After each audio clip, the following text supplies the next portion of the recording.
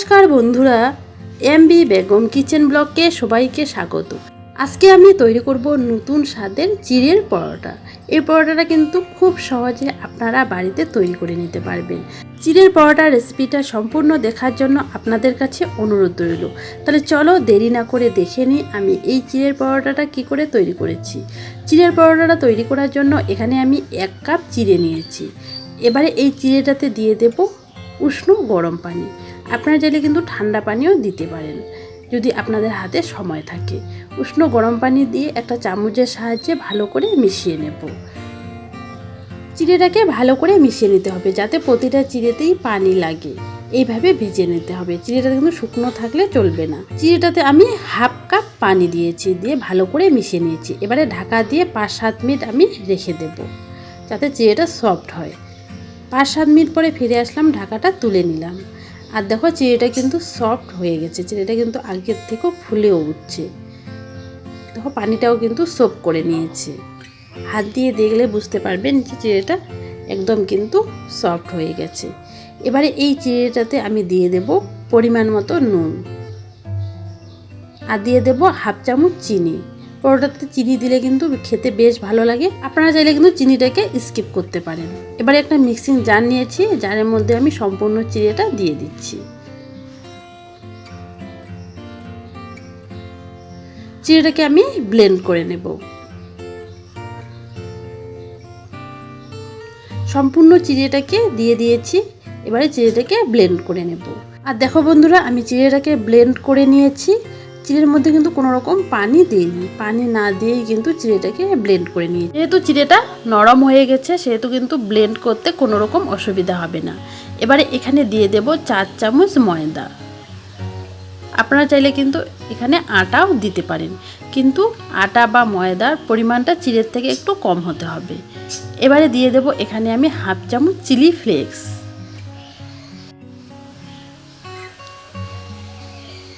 দিয়ে দেব এখানে আমি কিছুটা পরিমাণ ধনে পাতা কুচি। এবারে সব উপকরণগুলোকে হাত দিয়ে ভালো করে মিশিয়ে একটা ডো তৈরি করে নেব। ডোটা কিন্তু বেশি শক্তও হবে না আবার বেশি নরমও হবে না, মিডিয়াম একটা ডো তৈরি করে নিতে হবে। আর দেখো বন্ধুরা, আমি ডোটা তৈরি করে নিয়েছি। ডোটা কিন্তু দেখো বেশি শক্ত হয়নি আবার বেশি নরমও হয়নি। এরকম কিন্তু একটা ডো তৈরি করে নিতে হবে। ডোটাকে আমি ভালো করে মেখে নিচ্ছি। এবারে এখানে আমি দিয়ে দেব সামান্য একটু তেল। তেলটা দিয়ে আবারও আমি ভালো করে ডোটাকে মেখে নেব। তেল দেওয়ার পরে কিন্তু ডোটা আর হাতে লাগবে না। ডোটাকে আমি মেখে নিয়েছি। এবারে ডোটা থেকে লেচি কেটে নেব। আমি মিডিয়াম সাইজের লেচিগুলো কেটে নিচ্ছি। আপনারা চাইলে আরও বড় করেও লেচিগুলো কেটে নিতে পারেন। এখানে আমি 4টা লেচি কেটে নিয়েছি। এবারে এখান থেকে একটা লেচি আমি রুটি বানা চাকলার মধ্যে নিয়ে নিয়েছি। চাকলার মধ্যে নিয়ে সামান্য একটু উপর থেকে ময়দা ছড়িয়ে নিয়েছি। এবারে এটাকে বেলে নেব। একটা বেলনার সাহায্যে আমি বেলে নিচ্ছি।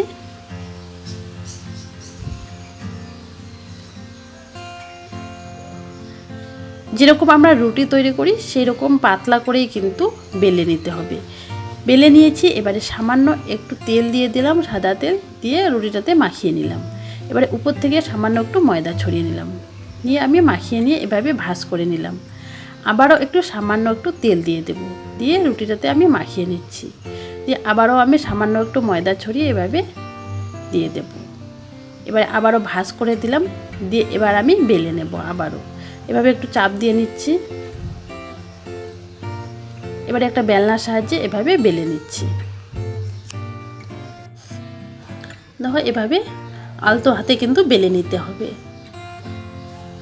আর একটু পরোটা কিন্তু মোটা করে বেলে নিতে হবে। এবারে আর পরোটাটাকে পাতলা করে কিন্তু বেলার প্রয়োজন নেই। এবারে আমি একটা ছুরির সাহায্যে বাড়তি অংশটা কেটে নিচ্ছি। আপনারা চাইলে কেটে নিতে পারেন, আবার নাও নিতে পারেন। দেখতে সুন্দর লাগবে সেজন্য আমি কেটে নিলাম। আমি এটাকে সাইডে রেখে আরেকটা ওইভাবে বেলে নিয়েছি। এটাকেও এভাবে আলতো হাতে বেলে নিচ্ছি। দেখো এভাবে বেলে নিচ্ছি। বেশি কিন্তু পাতলা করার প্রয়োজন নেই। বেলে নিয়েছি। এবারে একটা ছুরির সাহায্যে আমি সাইডের অংশটা কেটে নিচ্ছি। এটা কিন্তু দেখতে সুন্দর লাগবে, সেই জন্য কিন্তু আমি কেটে নিচ্ছি। আপনারা কিন্তু নাও নিতে পারেন। একইভাবে সবগুলোই বেলে নিয়েছি। গ্যাস ওভেনের উপর একটা তাওয়া বসিয়ে দিয়েছি। তাওয়ার মধ্যে একটা পরোটা দিয়ে দিলাম। দিয়ে মাঝে 2 মিনিট এক পাশটাকে হতে দিয়েছি।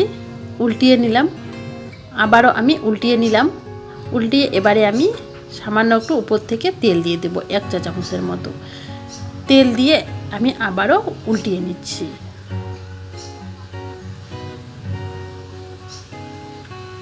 উল্টিয়ে নিয়েছি। উপর থেকে আমি আবারও সামান্য একটু কিন্তু তেল দিয়ে দিয়েছি। উল্টিয়ে নিলাম আবারও। এভাবেই উল্টিয়ে পাল্টিয়ে সুন্দর একটা গোল্ডেন কালার করে ভেজে নিতে হবে। আর এভাবে চেপে চেপে ভেজে নিতে হবে, তাহলে কিন্তু পরোটাটা ফুলে উঠবে। দেখো এভাবে চেপে চেপে কিন্তু ভেজে নিচ্ছি। আর দেখো পরোটাটা কিন্তু ফুলে উঠেছে, হয়ে গেছে। আমি তুলে নিলাম। একইভাবে আমি আরেকটা ভেজে দেখিয়ে দিচ্ছি। আরেকটা পরোটা দিয়ে দিলাম। উল্টিয়ে পাল্টিয়ে দেখো লাল করে ভেজে নিয়েছি। এবারে সামান্য একটু তেল দিয়ে দিলাম। আবারও আমি উল্টিয়ে নিচ্ছি। উপর থেকে সামান্য একটু তেল দিয়ে দিতে হবে। দিয়ে আমি আবারও উল্টিয়ে নিচ্ছি। আর দেখো পরোটাটা কিন্তু ফুলে উঠছে। এই পরোটাটাও কিন্তু এভাবেই চেপে চেপে আমি ভেজে নেব। পরোটাটা কিন্তু ফুলে উঠেছে। আবারও আমি উল্টিয়ে নিচ্ছি। উল্টিয়ে পাল্টিয়ে 2 দিকটাও কিন্তু সুন্দর একটা গোল্ডেন কালার করে ভেজে নেব। এই পরোটাটাও হয়ে গেছে। আমি এটাকেও তুলে নিচ্ছি। একইভাবে আমি বাকিগুলো ভেজে নিয়েছি। আর দেখো বন্ধুরা, আমি একইভাবে সবগুলোই ভেজে নিয়েছি। আর আমার কিন্তু চিড়ের পরোটা একদম রেডি। চিড়ের পরোটা রেসিপিটা আপনাদের যদি ভালো লাগে, লাইক দিয়ে চ্যানেলটাকে সাবস্ক্রাইব করে নেবেন। পাশে থাকা বেল আইকনটা ক্লিক করে নেবেন। আমি যখনই কোনো নতুন ভিডিও আপলোড করব সবার প্রথমে আপনার কাছে পৌঁছে যাবে। আর দেখো পরোটাটা কতটা সুন্দর হয়েছে। এই পরোটাটা কিন্তু খেতে অসম্ভব মজার হয়। বাড়িতে একদিন হলো ট্রাই করবেন। আর খেয়ে কেমন লেগেছে আমার কমেন্ট বক্সে কমেন্ট করে জানাবেন। আপনাদের কমেন্টের অপেক্ষায় থাকলাম। এই পরোটাটা কিন্তু আপনারা সকাল বিকেলে নাস্তায় বা বাচ্চার টিফিনে বা অফিসের লাঞ্চ বক্সে কিন্তু দিতে পারেন। খুব কম সময়ে ঝটফট কিন্তু তৈরি হয়ে যায়। এই চিড়ের পরোটা আপনারা যদি একদিন তৈরি করে খান, আপনারা কিন্তু বারবার তৈরি করে খাবেন, এত টেস্টি হয়। রেসিপিটা সম্পূর্ণ দেখার জন্য অসংখ্য ধন্যবাদ। আজকের মতো এখানে বিদায় নিচ্ছি। আপনারা যে যেখানে আছেন ভালো থাকবেন, সুস্থ থাকবেন। দেখা হবে নতুন কোনো রেসিপির সাথে। বাই বাই বন্ধুরা।